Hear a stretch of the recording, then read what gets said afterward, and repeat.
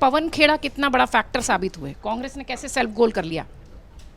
हाँ नहीं, देखिए मुझे नहीं लगता कि पवन खेड़ा कोई बहुत बड़ा फैक्टर था, क्योंकि वो बहुत जो उन्होंने रेवलेशन किए वो बहुत देर में, बहुत 3-4 दिन पहले ही वोटिंग के उन्होंने किए थे।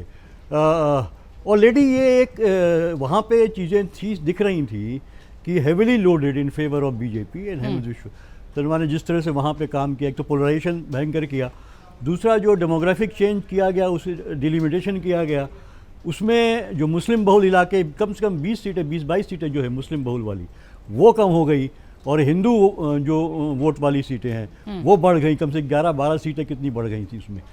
तो ये चीज़ें थी, प्लस उन्होंने कई प्रोग्राम्स लिए वहाँ पे। लास्ट में उन्होंने जो जिस तरह से कैश ट्रांसफ़र किया वहाँ पे, वो और वो भी कुछ महीने रोका रखा, मतलब ये स्ट्रेटजी बीजेपी अपनाती है, हमने महाराष्ट्र में भी देखा और यहाँ पे भी उन्होंने रोका रखा, फिर इकट्ठे जो है कि 30,000 रुपया जो है अमाउंट ज्यादा दिखता है। हाँ वो बड़ा दिखता है, बिहार में भी 10,000 एक साथ गए, ऐसे ही महाराष्ट्र में किया। तो ये भी ये चीज़ें थी, क्योंकि इसीलिए एंटी इनकम्बेंसी थी, इसीलिए कांग्रेस ने तोड़ा भी, प्रद्युत को तोड़ा। आखिर अगर जो हम रिजल्ट देख रहे हैं उसको देखते हुए इनको तोड़ना नहीं चाहिए था प्रद्युत को, लेकिन लास्ट मोमेंट में उनको भी तोड़ा। तो वो डिस्परेशन था और इंडिकेशन भी था कि हाँ कांग्रेस की स्थिति कोई अच्छी नहीं है। ये उनकी एक मीटिंग हुई थी विश्वनाथ के साथ प्रद्युत की के पहले, और वो सारी चीज़ें सेट हो रही थी पूरी।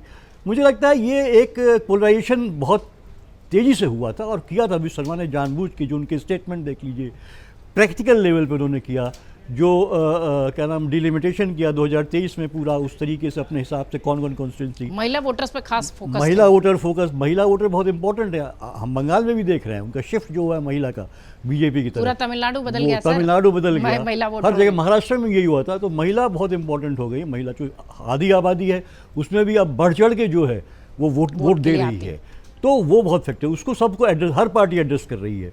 और जो सत्ता में रहती है वो खासकर, लेकिन यहाँ तो सत्ता में भी नहीं थी, बीजेपी ने डबल कर दिया अमाउंट।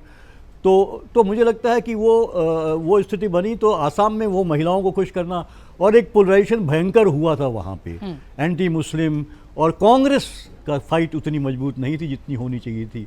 बाद में वो गोगोई 3 गोगोई लेके आ गए, 2 गोगोई और लेके आ गए, लेकिन उससे कोई ज़्यादा फायदा होता हुआ दिखाई नहीं दे रहा है, और कैंपेनिंग भी उतनी स्ट्रॉन्ग नहीं थी। सर गोगोई साहब अपनी सीट हार गए हो।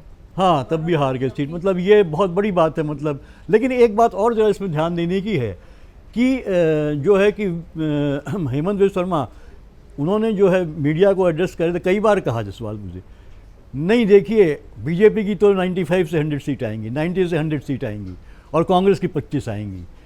तो ये तमाम चीज़ें भी कुछ है इस तरह से उन्होंने कैलकुलेट किया हुआ था, या क्या किया था मालूम, आई डोंट नो। 35-40 सीटें जो कांग्रेस से इधर आए थे, उनका सारा टिकट तो उन्होंने ही तय किया। हाँ, वो उन्होंने खुद कहा भी था, उन्होंने खुद कहा भी था कि मैं ही टिकट तय करूंगा। तो उनके हाथ में बहुत कंट्रोल था, और उनकी बैकिंग थी सेंटर से, अमित शाह जी की उनकी, और वो पूरा कैंपेन उन्होंने उसी से। तो वो एक जो थे कि ये तय था कि वहाँ तो जो है कि बीजेपी को हेमंत शर्मा वो मुख्यमंत्री बनेंगे कि नहीं, इस पे खबरें आ रही थी जब से ये कांग्रेस ने उठाया था मामला। लेकिन मुझे नहीं लगता, वो भी फेल कर गया है जो परिणाम आए हैं। उनको खुद ही जो है भारी पड़ गया पवन खेड़ा को। तो इसलिए वो वही अब बनेंगे, मुझे ऐसा लगता है। लेकिन वो तय था, असम तो क्लियर था, सभी कोई कह रहे थे, असम को लग रहा था शुरू से कांग्रेस वीक थी बहुत बार। अगर आप ये वीडियो YouTube पर देख रहे हैं तो हमारे चैनल को सब्सक्राइब कर बेल आइकन दबाएं, और Facebook पर देख रहे हैं तो हमारे पेज को लाइक करें।